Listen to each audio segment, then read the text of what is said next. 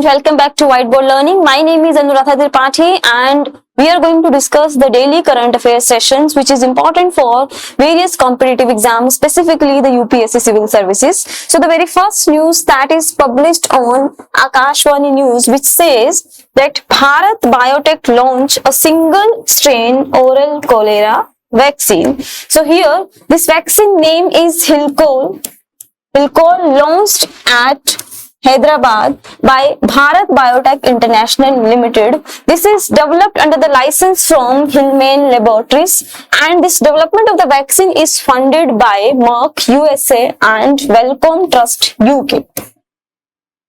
Okay, so here we need to understand what is the meaning of single strain and what is this cholera. Cholera is basically a waterborne disease which create a acute bacterial intestinal infection. So this intestinal infection because of waterborne disease is caused by multiple strain, but as this specifically talks about it's a single strain oral cholera vaccine, so this vaccine is effective for only one strain and the name of the strain is Vibrio cholerae strain.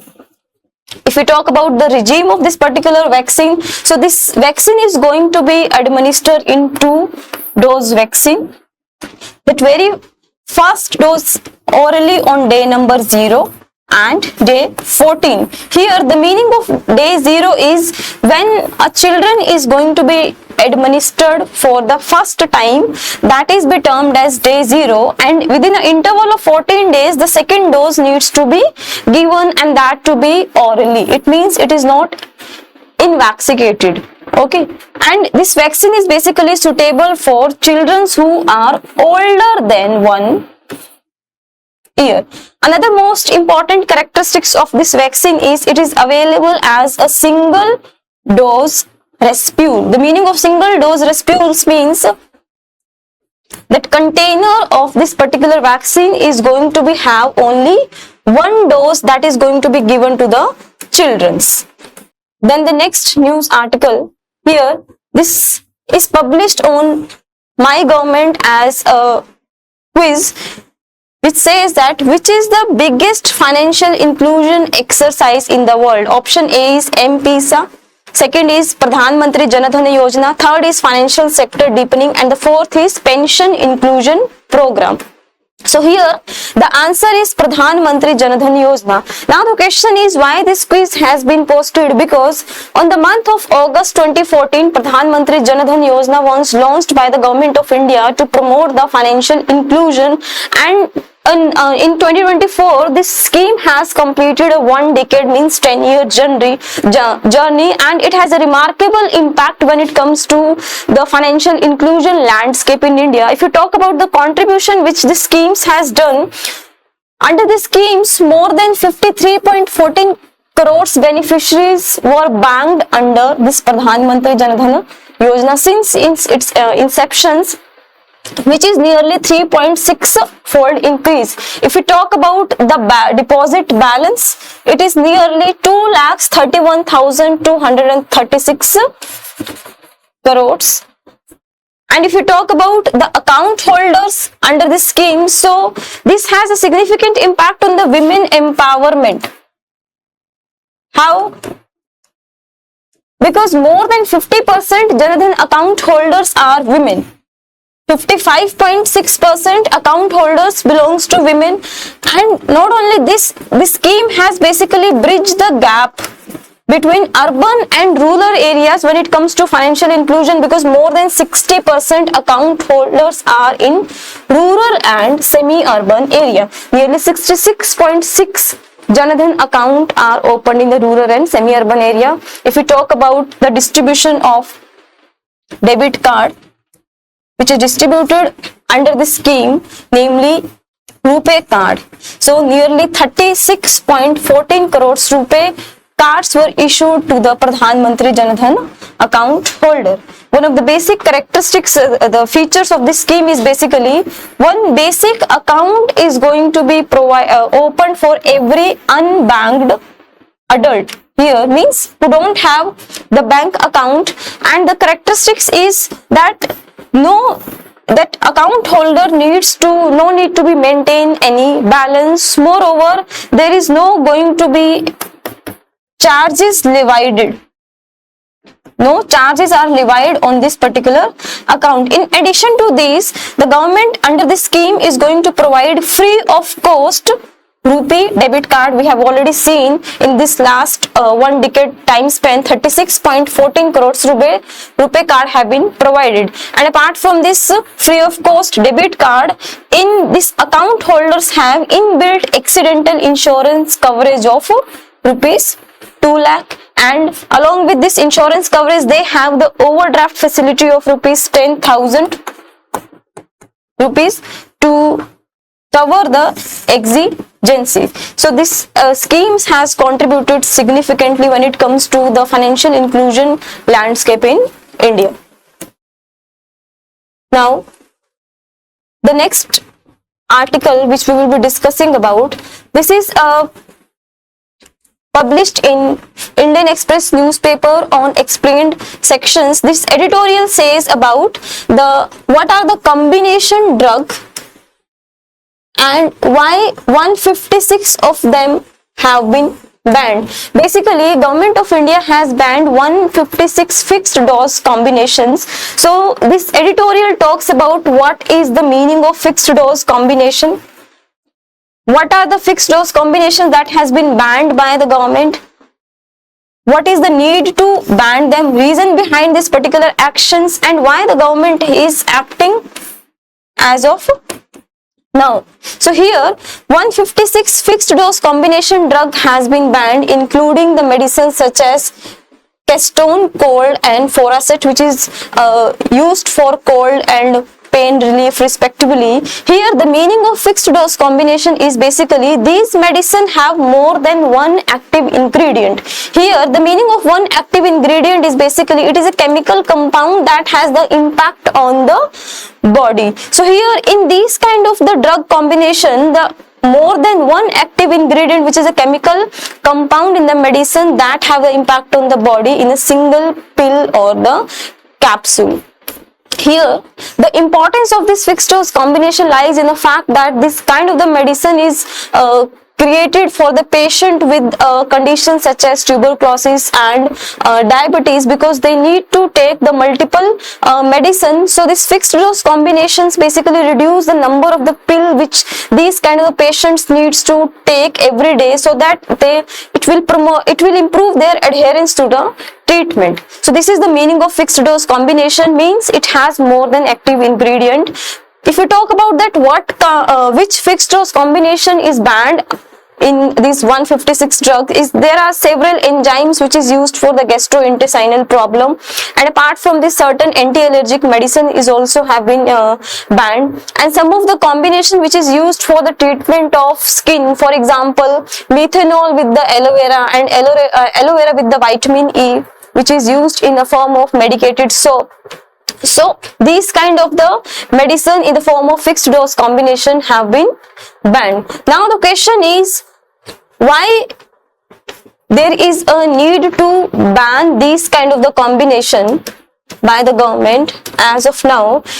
The reason being is put forward and discussed in this article says these combination in these drugs are irrational, means this more than one active ingredients combination is irrational because they don't work all together, they don't work well together, or these ingredients not needed by the patients to be taken in a combined manner. So thereby the government has banned this. Another important reason is this fixed dose combination also have various antibiotics. So consumption of antibiotics promotes the antibiotic resistance. So to reduce the impact of antibiotic resistance, also the government has banned this. Now the question is why the government is acting Now, here the reason lies with the recent change in the clinical trial rules of 2019. Basically, even before introducing any medicine or a vaccine, clinical trial needs to be done. So, in a case of a fixed dose combination, basically, initially these drugs have been approved by the various states authority without any trial, because without any trials for the combinations, because the ingredients were individually approved. But as per the new rules and regulations, which makes it clear that even for the fixed dose combination needs to be considered as a new drug. Therefore these have to be approved by the central drug regulator after the clinical trial. So basically this will help to bring down the number of irrational combinations that is available in the market. Okay, so here we have understand what is the fixed dose combination and why the government has banned them. The next important news, this is published on Press Information Bureau, which talks about the grand necklace of industrial smart city. Here the Cabinet Committee on Economic Affairs has approved the 12 industrial city under the National Industrial Corridor Development Program, and this is basically a significant investment of approximate 28,602 crores, which is going to be invested in 10 states with the 6 major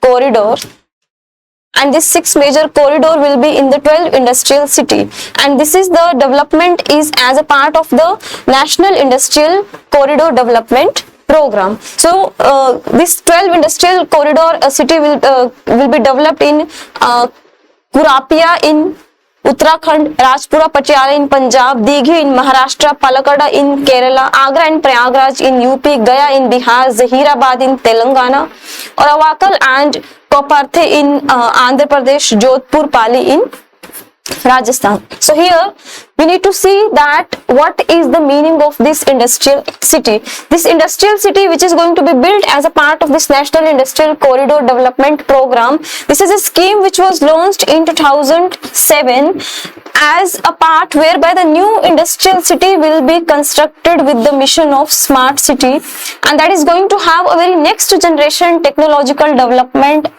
and technology across the infrastructure sector. So this is basically a part of planned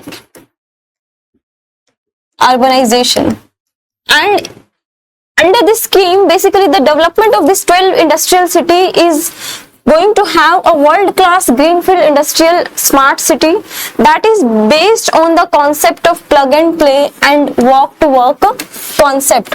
So this is basically a very advanced concept of urbanization, whereby the investor is also going to have a ready to allot land for the purpose of investment to create the world-class greenfield industrial smart city.